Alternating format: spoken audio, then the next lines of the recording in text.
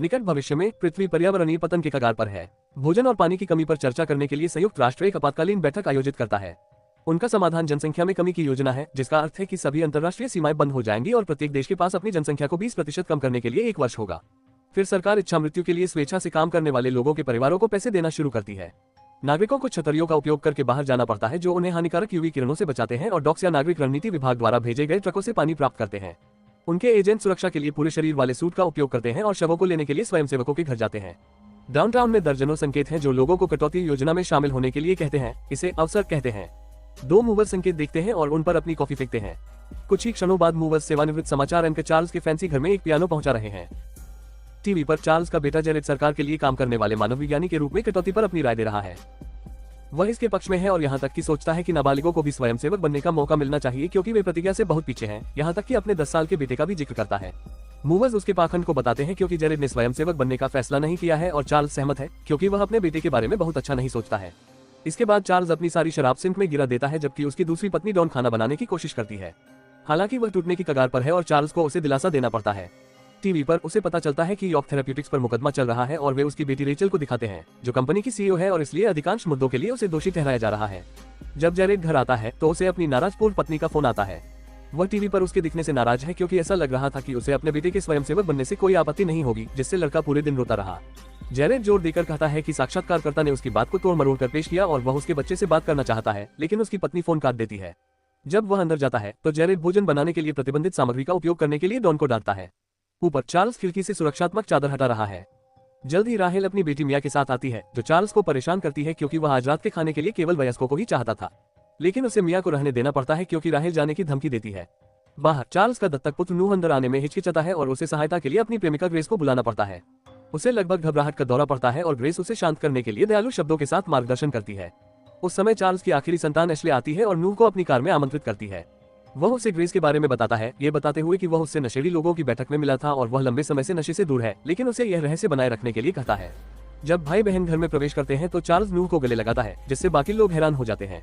Dinner से पहले Charles अपने काम की वजह से अपने परिवार के साथ इतना समय न बिता पाने के लिए माफी मांगते हुए टोस्ट बनाता है। मिठाई के बाद चार्ल्स आखिरकार बताता है कि उसने अपने सभी बच्चों को क्यों बुलाया। उसने और डॉन ने इच्छा मृत्यु के लिए स्वेच्छा से आवेदन किया है।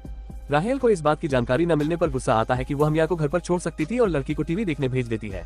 जेरेड को समझ में नहीं आता कि उसके पिता ऐसा क्यों कर रहे हैं, क्योंकि उन्हें पैसों की जरूरत नहीं है। इसलिए चार्ल्स उसे उन सभी प्राकृतिक आपदाओं के बारे में बताता है जिन्हें उसने वर्षों से अपने समाचार प्रसारण में कवर किया है। उसने देखा कि कैसे इंसानों ने धीरे धीरे पृथ्वी को नष्ट किया और 4 बच्चे पैदा करके इसे बदतर बना दिया। चार्ल्स को यह भी चिंता है कि बच्चों में से एक को भर्ती किया जा सकता है, इसलिए अगर वह और डॉन स्वेच्छा से आवेदन करते हैं तो परिवार भविष्य में भर्ती होने से सुरक्षित है। घबराते हुए जेरेड समझाता है कि कानून प्रति परिवार केवल एक व्यक्ति को अनुमति देता है, इसलिए अगर चार्ल्स नामक बच्चे उनकी जगह ले सकते हैं, लेकिन जेरेड को नहीं लगता कि ऐसा होगा क्योंकि ये कानून आमतौर पर अमीर लोगों के पीछे नहीं पड़ते। चार्ल्स अपना विचार बदलने से इनकार कर देता है और डॉन उससे सहमत हो जाती है। वह एक प्रसिद्ध शेफ है और सोचती है कि दोनों के सार्वजनिक हस्ती होने के कारण वे एक अच्छा उदाहरण पेश कर रहे हैं। एहले अपने पिता पर अपनी प्रतिष्ठा के लिए और यॉर्क का नाम ऊंचा करने के लिए ऐसा करने का आरोप लगाती है क्योंकि उसे नहीं लगता कि उसके किसी भी बच्चे ने कुछ हासिल किया है। नूह अपना दिमाग खो देता है और अपनी बेद से मेज पर मारते हुए गुस्से में आ जाता है। जब डॉन उसे डांटती है तो वह चला जाता है। टीवी पर समाचार डॉग्स क्वार्टर के बाहर विरोध प्रदर्शन दिखाते हैं, जिसमें सरकार से पारदर्शिता की मांग की जाती है क्योंकि वे इनकार करते हैं कि यह एक सैन्य संगठन है, फिर भी वे एक की तरह व्यवहार करते हैं। विज्ञापन ब्रेक में उन लोगों की तस्वीरें दिखाई जाती हैं जिन्होंने नायक के रूप में भर्ती किया। नूह चार्ल्स को ये बताने की कोशिश करता है कि सरकार संख्याओं को गलत बता रही है। उसे लगता है कि वे पहले से ही 20% प्रतिज्ञा को पूरा कर चुके हैं, लेकिन वे आबादी के कुछ हिस्सों को खत्म करने के लिए लोगों को भर्ती करना जारी रखते हैं। गरीब लोग पैसे के लिए ऐसा कर रहे हैं और अवैध प्रवासी अपने बच्चों के लिए नागरिकता पाने के लिए ऐसा कर रहे हैं। जेरेड को लगता है कि यह सब एक साजिश का सिद्धांत है, लेकिन चार्ल्स उसे याद दिलाता है कि वह उसके शब्दों पर भरोसा नहीं कर सकता क्योंकि जेरेड उसी प्रशासन का बचाव करता है जिसने इस बात से इनकार किया था कि जलवायु परिवर्तन वास्तविक है। चार्ल्स उसे ये भी याद दिलाता है कि सरकार हर चीज के लिए एशियाई देशों को दोषी ठहराती है और इसने एक घृणित बयानबाजी को जन्म दिया है जिसका अंत डॉन के रेस्तरां को कट्टरपंथियों द्वारा जलाए जाने के साथ हुआ। जब चार्ल्स जेरेड को निराशाजनक कहता है तो जेरेड उल्लेख करता है कि नूह खुद को बेहतर दिखाने के लिए एक पूर्व व्यसनी है। एश्ले अपने भाई का बचाव करते हुए कहती है कि वह अब साफ है और उसकी एक गर्लफ्रेंड है जिससे वह बैठकों के दौरान मिला था। चार्ल्स ये सुनकर थोड़ा सा सतर्क हो जाता है कि वह किसी अन्य व्यसनी को डेट कर रहा है, लेकिन जब नूह बताता है कि ग्रेस भी साफ है और दिखाती है कि वह उसका समर्थन करता है, उसे एक तस्वीर भेजती है। इस बीच मिया सोशल मीडिया पर है और अपनी मां की भयानक एडिटिंग करने वाले पोस्ट देखती है। फिर चार्ल्स डॉन की मदद करने के लिए रसोई में जाता है, लेकिन एक नोट के साथ वापस आता है। पता चलता है कि वह इसलिए चली गई क्योंकि वह अब और भर्ती नहीं होना चाहती। मामले को बदतर बनाने के लिए डॉक्स एजेंट पहले से ही यहाँ है क्योंकि चार्ल्स ने डिनर को अलविदा कहने की योजना बनाई थी। चार्ल्स ने एजेंट बॉब को अंदर आने दिया और समझाया कि डॉन आसपास नहीं है, इसलिए वह कार्यक्रम को फिर से शेड्यूल करना चाहता है। बॉब चार्ल्स से निजी तौर पर बात करने के लिए कहता है और वे कार्यालय जाते हैं, जहां चार्ल्स को हस्ताक्षर करने के लिए कुछ कागजात दिए जाते हैं। हालांकि ये रद्दीकरण पत्र परिवार की संपत्ति को फ्रीज कर देंगे, सार्वजनिक रूप से चार्ल्स को देशद्रोही के रूप में वर्गीकृत करेंगे और उसे जेल भेज देंगे, इसलिए वह उन पर हस्ताक्षर करने से इनकार कर देता है। कोई और विकल्प न देखकर चार्ल्स अब इच्छा मृत्यु करने के लिए सहमत हो जाता है। वह बिस्तर पर जाता है और उसके अधिकांश बच्चे उसके चारों ओर इकट्ठा हो जाते हैं, लेकिन नूह नीचे पियानो बजाता रहता है। चार्ल्स अपने बच्चों पर कठोर होने के लिए माफी मांगता है और वादा करता है कि संपत्ति समान रूप से विभाजित की जाएगी। बॉब पहले उसे सुलाने के लिए उसे बेहोशी का इंजेक्शन देता है, फिर वह चार्ल्स को कुछ महसूस किए बिना उसे मारने के लिए रसायन का इंजेक्शन देता है। शव को बस में ले जाने के बाद बॉब ने घोषणा की कि उसे वादे के अनुसार दूसरा शव चाहिए। नूह उसे बाहर निकालने की कोशिश करता है, इसलिए बॉब अपने साथी एजेंटों को बुलाता है जो हथियारों के साथ आते हैं। फिर वह उन्हें ये तय करने के लिए 2 घंटे का समय देता है कि डॉन की जगह कौन लेगा। जेरेड सरकार में अपने संपर्कों को कॉल करना चाहता है, लेकिन एजेंटों ने घर में गड़बड़ी कर दी है, जिसका मतलब है कि कोई भी फोन या इंटरनेट कनेक्शन काम नहीं कर रहा है। बॉब ये भी बताता है कि मिया को छूट है क्योंकि उन्हें नाबालिगों के लिए भुगतान नहीं मिलता है। ये पता चलता है कि वे शवों को निजी कंपनियों को बेचते हैं और बॉब एक सुधार अधिकारी हुआ करता था, लेकिन आजकल जेलें खाली है क्योंकि अपराधियों को सबसे पहले खत्म किया गया था। जब बॉब मिया को ले जाने की कोशिश करता है तो नूह उसका बचाव करने की कोशिश करता है और एक एजेंट जल्दी से दस्तक देता है, उसे नीचे उतारो। फिर एजेंट मिया को बस में ले जाते हैं, ये समझाते हुए कि वे उसे चोट नहीं पहुंचाएंगे और उसे बस बातचीत से दूर रहने की जरूरत है। बॉब परिवार को बताता है कि एजेंट पहले से ही डॉन की तलाश कर रहे हैं, लेकिन 2 घंटे में उसे ढूंढने की संभावना बहुत कम है और वह अपने कोटे से पीछे नहीं रहना चाहता। वह अनुबंध की सामग्री भी साझा करता है, ये बताते हुए कि चार्ल्स ने उसे अपनी प्रतिष्ठा की रक्षा के लिए ऐसा करने दिया। जेरेड बॉब को बताने की कोशिश करता है कि वह कुछ महत्वपूर्ण लोगों को जानता है, लेकिन बॉब परवाह नहीं करता है और सभी से अपने जीवन के बारे में सोचने के लिए कहता है क्योंकि निश्चित रूप से उनमें से एक अच्छा नहीं कर रहा है। फिर बॉब बताता है कि डॉक्स लोगों की जानकारी उनके इंटरनेट इतिहास से लेकर उनके ईमेल तक एकत्र करता है, इसलिए वह उनकी प्रोफाइल पढ़ना शुरू कर देता है। जेरेड ने अपनी पत्नी को एक बहुत ही कम उम्र की महिला के लिए छोड़ दिया, लेकिन वह हर हफ्ते उसे धोखा दे रही है। उसका बेटा चाहता है कि वह भर्ती हो जाए ताकि वह उसे फिर कभी न देख सके। मिया को उसकी मां की समस्याओं के कारण परेशान किया जा रहा है और रेचल का बोर्ड उसे उसकी अपनी कंपनी से निकालना चाहता है। वह कुछ बैंक डकैतियों के लिए भी वांछित है। बॉब के कुछ और कहने से पहले ही रेचल ने उसे मुक्का मार दिया। बॉब ने उनकी प्रोफाइल टेबल पर छोड़ दी और उनसे कहा कि जब वे किसी निर्णय पर पहुंचे तो वे उसे बाहर खोजे। अगर वे ऐसा नहीं करते हैं तो एजेंट उनके लिए चुनाव करेंगे। बॉब चला जाता है और बस में मिया के साथ ताश खेलता है। एशले अपने पिता का ईमेल चेक करती है और एक खास संदेश पाकर परेशान हो जाती है। फिर वह अपनी प्रोफाइल पढ़ती है और पाती है कि उसके द्वारा मिले सभी कास्टिंग डायरेक्टर उसे एक खराब अभिनेत्री मानते हैं, जिससे वह घबरा जाती है। दूसरे लोग भी उनकी प्रोफाइल पढ़ रहे हैं और जेरेड कुछ थप्पड़ मारकर खुद को संभालने की कोशिश करता है। बाद में भाई बहन इकट्ठा होते हैं और जेरेड कहता है कि नोआ को ऐसा करना चाहिए क्योंकि उनके माता पिता ने उसे गोद लेकर एक बड़ा अवसर दिया था, लेकिन उसने नशेड़ी बनकर और गलती से एक महिला को मारकर इसे बर्बाद कर दिया। एशले नोआ का बचाव करती है और कहती है कि जेरेड को ऐसा करना चाहिए बलिदान, जिसका अर्थ है कि उसकी पूर्व पत्नी सहमत होगी।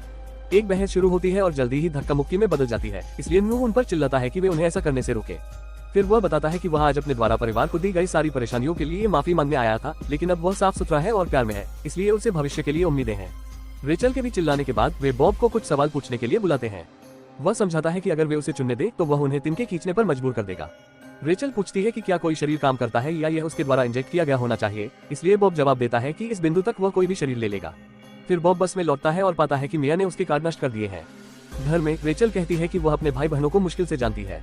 वे कभी एक दूसरे को फोन नहीं करते हैं और केवल छुट्टियों के दौरान मिलते हैं जब चार्ल्स उन्हें आमंत्रित करता है। फिर वह रसोई के चाकू से नूह को मारने की कोशिश करती है, लेकिन वह खुद का बचाव करता है और केवल उसकी छाती पर कट लगता है, जबकि रेचल अपने हाथ को चोट पहुंचाती है। वह इस बात पर बड़बड़ाती है कि कैसे नोआ अवैध पदार्थों पर पैसे बर्बाद करेगा और जेरेड तुरंत उससे सहमत हो जाता है। एशले पहले तो नहीं मानती, लेकिन जब रेचल बताती है कि पैसे से उसे अपने करियर में मदद मिलेगी तो वह अपना विचार बदल देती है। जैसे ही एशले चाकू वापस अपनी बहन को देती है, वह बताती है कि नोआ मुकदमे में नहीं जाएगा क्योंकि जिस महिला को उसने मारा था उसके परिवार ने आरोप वापस ले लिए हैं। उनके पिता के कंप्यूटर पर ईमेल से साबित होता है कि चार्ल्स ने उन्हें बहुत बड़ी रकम का भुगतान किया था, इसलिए एशले को लगता है कि यह नोआ को विरासत का अपना हिस्सा मिलने के रूप में गिना जाता है। नोआ कसम खाता है कि उसे नहीं पता था और अपने भाई बहनों से कहता है कि वे पैसे ले सकते हैं, लेकिन जेरेड एक पोकर पकड़ता है और एशले कुछ मिर्च स्प्रे लेती है। वे नोआ को घेरने की कोशिश करते हैं, लेकिन वे मारने से हिचकिचाते हैं और वह आसानी से उन सभी को नीचे गिरा देता है। वह दूसरे कमरे में भाग जाता है और जब जेरेड उसके पास आने की कोशिश करता है तो नोआ उसे अपने पिता की ट्रॉफी से मारता है। एशले नोआ की आंखों पर स्प्रे करती है और उस पर कूदता है, लेकिन नूह उसे राहेल पर फेंकने से पहले दीवार पर मारता है। जैसे ही वह भागता है, राहेल उसे पीठ में छुरा घोंपने के लिए चाकू फेंकती है। बस में बॉब कार को ठीक करने के लिए स्टेपल कर रहा है, जबकि मिया को टेस्ट ट्यूब बेबी होने का मजाक उड़ाते हुए कहता है कि उसकी मां को कोई आदमी नहीं मिल सकता। मिया बहाना करती है कि उसे खुद को राहत देने की जरूरत है और रोने के लिए बाथरूम में चली जाती है। उस समय बॉब को रेडियो पर सूचित किया जाता है कि डॉन को पकड़ लिया गया है और शव जल्दी वहां पहुंच जाना चाहिए। हालांकि बॉब अपने सहकर्मी से शव को सीधे मुख्यालय ले जाने के लिए कहता है। जब मिया बाहर आती है तो वह कहती है कि वह अपनी मां को देखना चाहती है, लेकिन बॉब उसे ये कहते हुए अंदर रखता है कि उसके अनुभव में लोग अब तक एक दूसरे को मार रहे हैं। वह ये भी कहता है कि राहेल को पता था कि उसकी कंपनी की दवा लोगों को मार रही है और उसने कुछ नहीं किया। गुस्से में मिया उस पर चिल्लाती है और भागने की कोशिश करती है, लेकिन गार्ड दरवाजा बंद रखता है। जब मिया पृथ्वी को बचाने के बारे में उसके तर्कों को गंभीरता से नहीं लेती है और वह निष्कर्ष निकालती है कि उसे केवल लोगों को मरते हुए देखना पसंद है, तो बॉब गुस्से में आ जाता है। वापस नोआ की ओर, वह बाथरूम में चाकू और ढीला दांत निकाल रहा है। उसे लगभग घबराहट का दौरा पड़ता है और वह खुद को शांत करने के लिए ग्रेस की आवाज के बारे में सोचता है। जब वह उसे एक प्यारा सा अलविदा संदेश लिखता है तो उसे याद आता है कि उसके पास कोई सिग्नल नहीं है और वह फोन को खिड़की से बाहर फेंक देता है। ये फोन पिछवाड़े में गिरता है और संदेश डिलीवर हो जाता है। फिर नोआ पियानो स्टूल तोड़ता है और एक पैर को हथियार के रूप में लेता है। रसोई में वह कुछ खून के धब्बे देखता है और फिर बर्तन और एक एप्रन उठाकर कुछ तात्कालिक कवच बनाता है। जब वह ऊपर जाता है तो उसे एश्ले मिलती है, जो माफी मांगती है और बताती है कि रेचल उसके दिमाग में घुस गई थी। वह उसके साथ काम करने के लिए सहमत हो जाती है और वे लिविंग रूम में जाते हैं, जहां वह बच्चों के रूप में उनकी एक तस्वीर की ओर इशारा करती है। नोआ यादों को ताज़ा करने के लिए रुकता है और रेचल ध्यान भटकाने के लिए उसका हाथ फ्रेम में घूम देती है।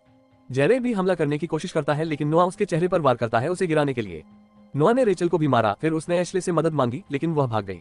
कुछ प्रयास करने के बाद नोआ अपने हाथ से आइस पिक हटाने में कामयाब हो जाता है और दूसरे कमरे में छिपने के लिए भाग जाता है। जब जेरेड उसके पीछे आता है तो नोआ उसके चेहरे पर बल्ला फेंकता है।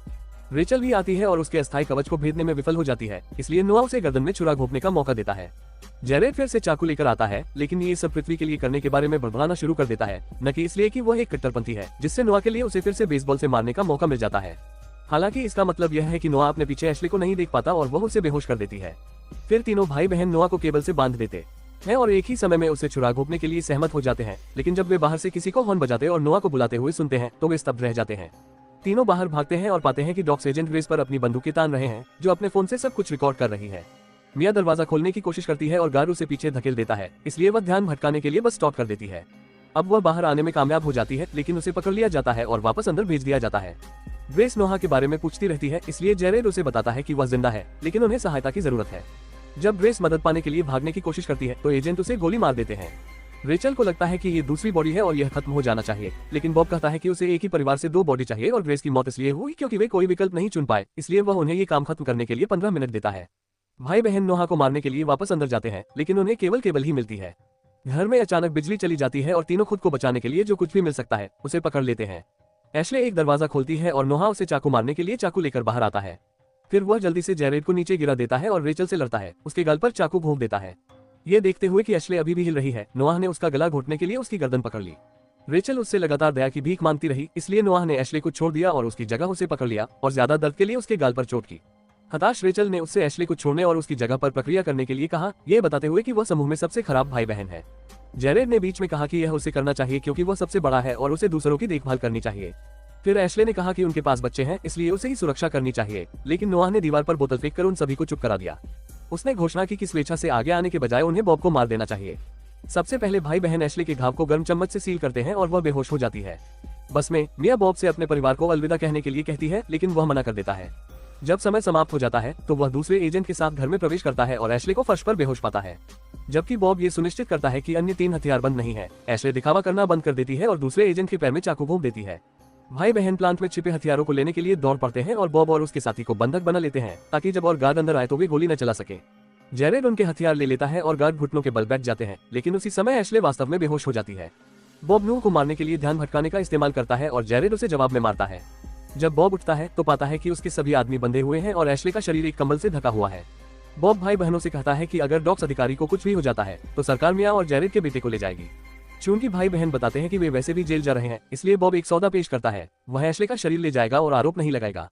हालांकि कंबल के नीचे का शरीर वास्तव में एक एजेंट है जिसे भाई बहनों ने तब मार डाला जब उन्होंने प्रक्रिया को खराब तरीके से किया। हताश होकर बॉब उन्हें बताता है कि उनके पास डॉन है मुख्यालय में और एक उग्र नूह उसका गला घोटना शुरू कर देता है, लेकिन जेरेड उसे रोक देता है। जब भाई बहन इच्छा मृत्यु के लिए सुइयां तैयार कर लेते हैं तो बॉब सौदे के लिए भीख मांगता है।